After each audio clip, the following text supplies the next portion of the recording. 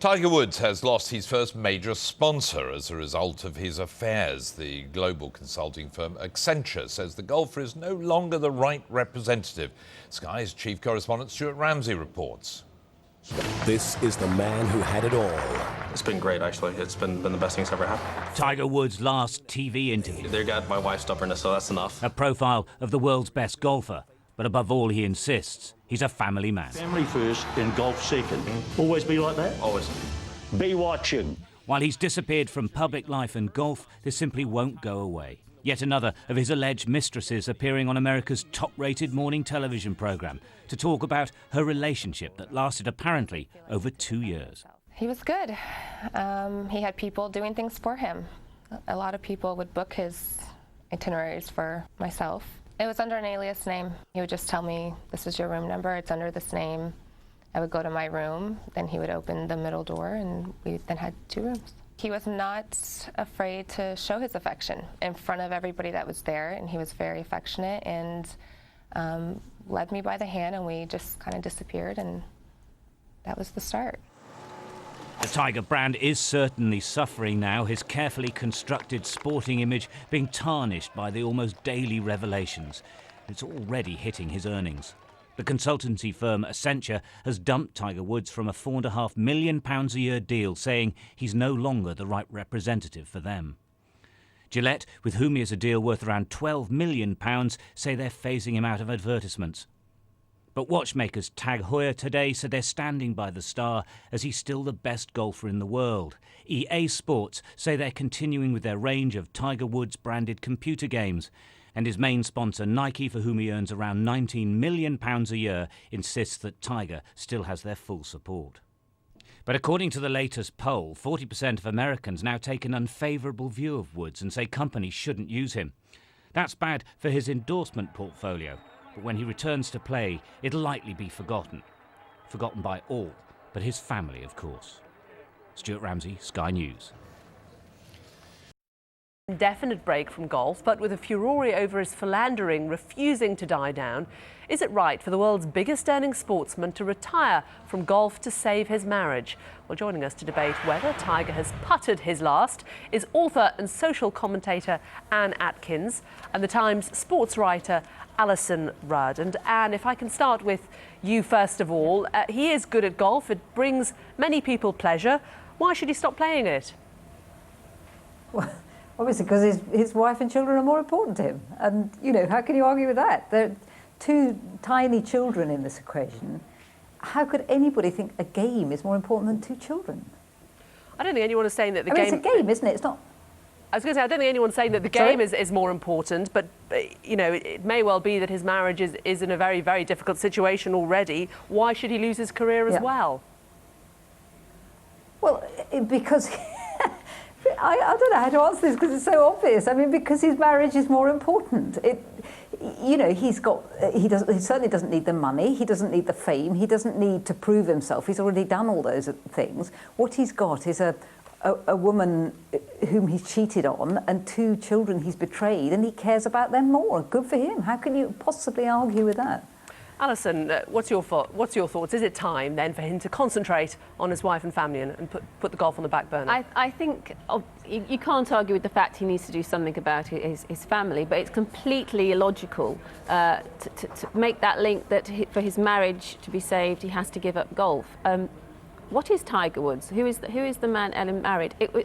It's the world's greatest golfer, a man who was playing golf on television against Bob Hope when he was 2 years old. You don't get to earn the money that Tiger Woods has earned, or the fame, or the notoriety, the sheer aura the man had at winning 14 major golf titles, unless you're completely focused, single-minded, incredibly talented, and know exactly where you're going. Now, when Tiger Woods' father died, he didn't go off and hide away and say, I have to take a break from golf. Everyone admired the fact that he carried on, he won it for his father, in his father's memory. He broke down, he got emotional, but he managed to, those inner reserves of strength, which is what you need to be a top sportsman, came to the fore. And in a way, I think that's exactly what he and his marriage needs right now. The world needs to be reminded about the good things about Tiger Woods, the fact that he's a sort of special person, he's different to the average person, and presumably that's what was the attraction in marrying him in the first place. He's an entity, and to take him out of golf, that would make him very odd to do that. And why on earth would you marry the world's greatest golfer and want him to cease being that? But Alison, clearly the lifestyle that's associated with the game that's possibly enabled this infidelity. That's nonsense. I mean, the fact that he is so famous and so good and has such a reputation probably made him feel he could get away with having a series of affairs. He probably felt he was untouchable, that no one could find out. You know, there are people around Tiger Woods who go about making sure wherever he's walked, they brush over his tracks. People like you and I don't have it, but they have people who look after them and make sure people are paid off and have gifts and are told not to talk. And he probably felt he was in a bubble. There was one world where there was his wife and family, and another world where he was Tiger Woods, the entity that could get away with anything. Now, he now realises that's not true. I don't think that's linked to his golf at all. That's linked to the attachments that go with fame and fortune. Does he want his legacy to be that he was a philanderer and someone that everyone's going to snigger at?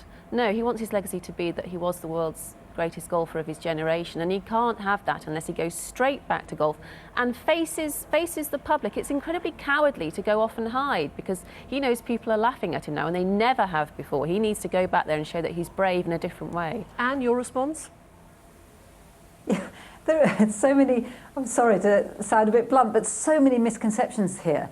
That the fact that he didn't go off the rails, as Alison, or you didn't quite phrase it like that, but the implication that Alison made when his father died is totally different. When your parent dies, there is absolutely nothing you can do about that. When your marriage is in danger, there is something you can do about it and something you must do. Now, you say, why should he give up golf in order to save his marriage? He needs to give up anything he can that will save his marriage, because, let's hope and pray, his marriage is the most important thing to him. Now, you can say, you know, he's a great golfer, why shouldn't he get away with it? He shouldn't get away with it because his wife doesn't want a man who is sleeping around. His children don't want a father who doesn't care about them. He doesn't, you know, we can't decide what are his priorities, but thank goodness he has shown that his priorities are the woman he is supposed to be loving and 2 little children. And all one could do is applaud that, because if you think a game like golf or tiddlywinks or football or whatever it is more important than your 2 children, then you are a lesser man than I hope this man is. And being a father is a position of far more responsibility and importance than being a sportsman, for goodness sake. But because many people, nobody can substitute to those 2 little children. There is no substitute in the world apart from their father. In a golfing situation, another golfer will come along, and if he doesn't, well, so what? It's only a game. It doesn't matter. What matters here is, are these 2 little children going to be abandoned by their father, or are they not? And unless he does something very serious to show his commitment, my impression of the woman he's married is that it's not going to be enough to say I can do both. No, and I'm it's certainly not, not just like it's not enough. Sorry to interrupt. I was going to say I'm certainly not condoning it, but many men have affairs, and nobody expects them to give up their jobs, be they work in a shop, be they work in a bank, or whatever. Why should he give up his job? I expect the man I married to put me as the most important thing in his life, and he does, and that's why we're still married. Marriage is a very, very demanding thing. And, you know, you see over and over again people's marriages bust up, sadly, because their work takes priority. And you can't afford to let something else take, certainly not in this day and age when, you know, possibly several generations ago when there was only one job in the marriage. But now when you have 2 jobs in a marriage, you can't afford for either partner to put the job first, because what happens then is that somebody has to take second place. And people do not want to take second place in a marriage. If you're having to take second place, it's not worth having the marriage. A marriage is a very demanding thing. It's very difficult to make a marriage work in this day and age, and it works when you put it first. Alison, we've only got 30 seconds left, but what's your response to that? You can play golf and not have affairs. I think that it's too simple to think that if you stop playing golf, you're going to stop having affairs. He has to accept that he has a problem. Maybe he's a sex addict. I don't know. Yeah. He has a problem. Golf's not his problem. His problem is that he's unable to control his behaviour and accept his responsibilities as a husband. What he has to prove is he can play golf and he can be a good husband. He does not have to give up golf to be a good husband.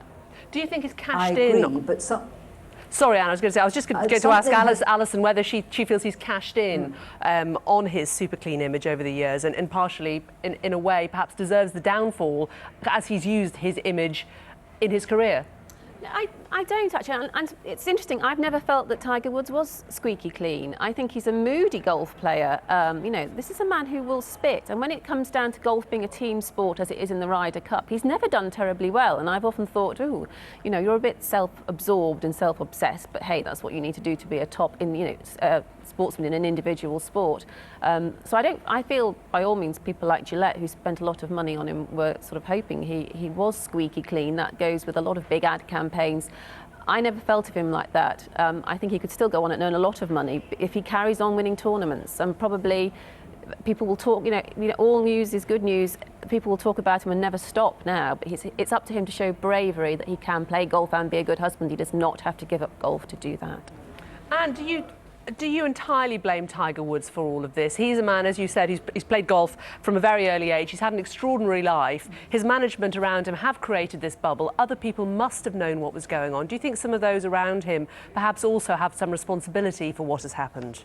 I don't know the personalities well enough, who knows? And I don't think blame is a terribly constructive route to go down. What does it matter? What matters is that there is a crisis here. There is a crisis with his, you know, in his family life.